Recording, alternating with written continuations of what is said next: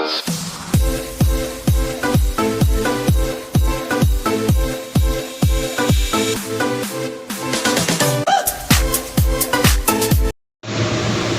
guys, magluto tayo ng ulam.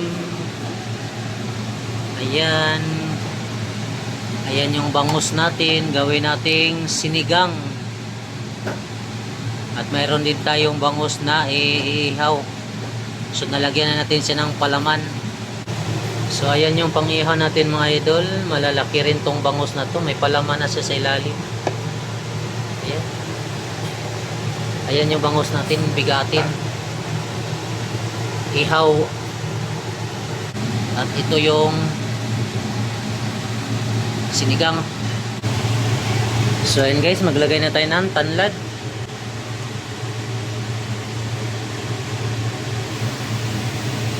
Kamatis, luya, sibuyas. Yan. Sabay na natin yung sili. At ito naman yung ating kangkong. Kangkong lang yung ating gagamitin. So ayan, takpan muna natin. So yun guys, ihaw na natin siya. Dine. Oh.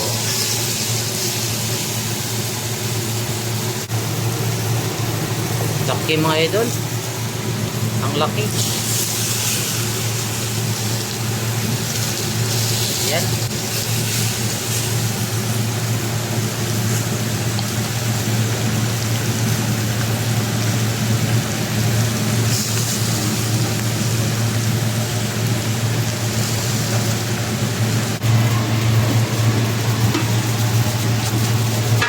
So ayan guys, kumulo na ang bango na ng tanlad. Maglagay tayo ng kunting paminta para may kunting anghang lang. So maglagay ako ng kunting bitchin. Gagamit rin tayo ng kunting patis. Ayan.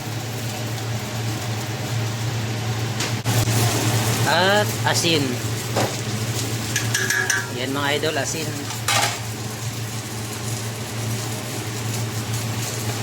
So ilagay ko na yung bangus.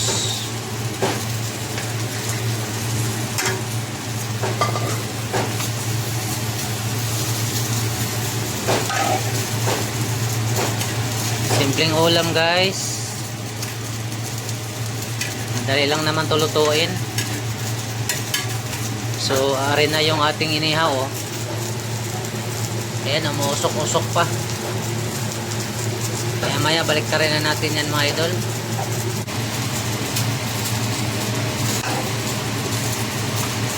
So dinamihan ko ng sabaw. Ayan. Gusto ko sa sinigang maraming sabaw.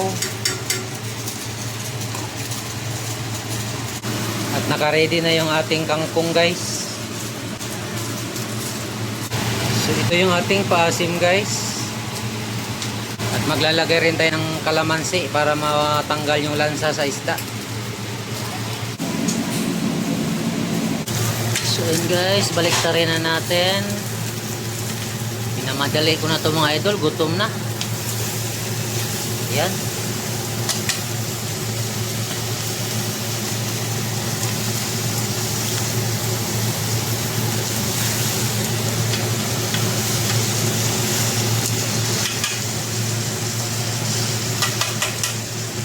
So ayan, lagay na natin yung kangkong.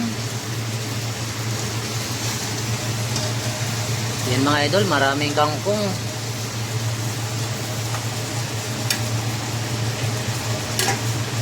Then maglagay na ako ng kunting magic.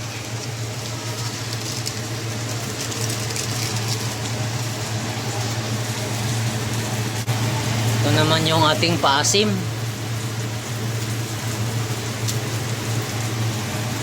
So ayan.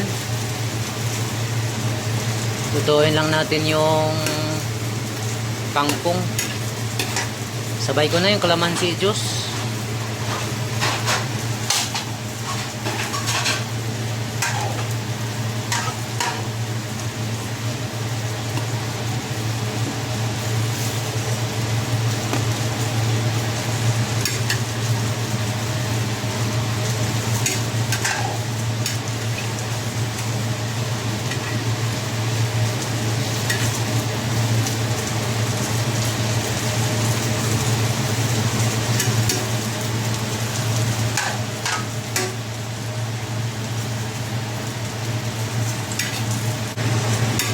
So ayan guys, tikman na natin yung sabaw.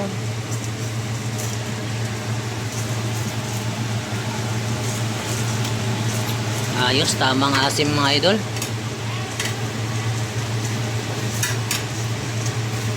Sandukin na natin. Huwag na nating latain yung kangkong.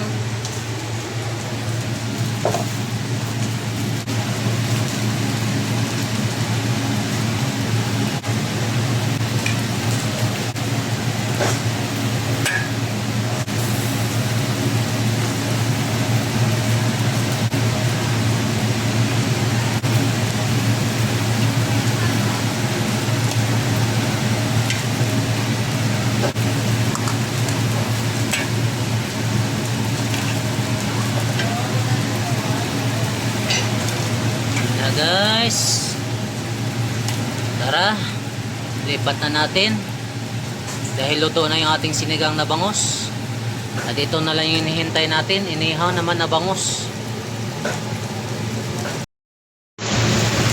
So ayun na mga idol, tanggalin na natin dahil luto na to. Oh, laki.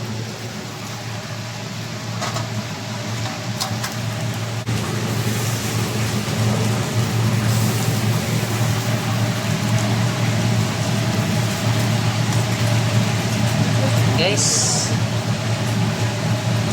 ayun mga idol, bye bye.